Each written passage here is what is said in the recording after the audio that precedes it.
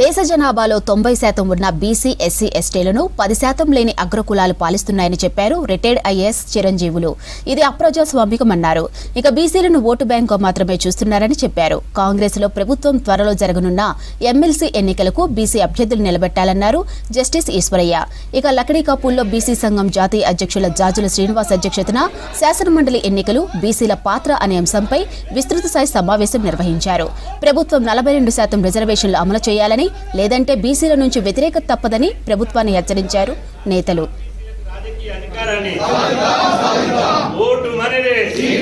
SC ఎస్టీలు రెడ్లకైతేనే ఓటేస్తాం అనుకుంటున్నారు. ఇవాళ దీని చరిత్ర మనం తిరగరాయాలి. మాటలతో దొడ్డిగా చేతల ద్వారా వెళ్ళాలి. ఇవాళ ఏం చేస్తారు అని మనకు ఒక సవాల్ విసిరారు. మనం ఏం చేయాలి? 90% ఉన్న మన బడుగులం ఏకమై ఓటు అనే ఆయుధం ద్వారా మన బీసీ అభ్యర్థిని ఇవాళ గెలిపించుకొని రాష్ట్రంలో బీసీల రాజకీయ చైతన్యాన్ని, ఐకమత్యాన్ని, ఆత్మ గౌరవాన్ని మనం నిలబెట్టాలంటే మనం అందరం ఏకం కావాలి. సందర్భం వచ్చినప్పుడు ఏకం కావాలి.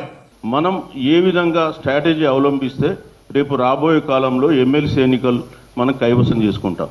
సో ఎమ్మెల్సీ ఎన్నికలతో పాటు కూడా పంచాయతీ ఎన్నికల గురించి కూడా మనందరం కూడా రాజ్యాధికారం కావాలని కోరుకుంటున్నాం, లేదా రాజకీయ అధికారం కావాలని చెప్పేసి కోరుకుంటున్నాం. కానీ మనం అందుకోలేకపోతున్నాం.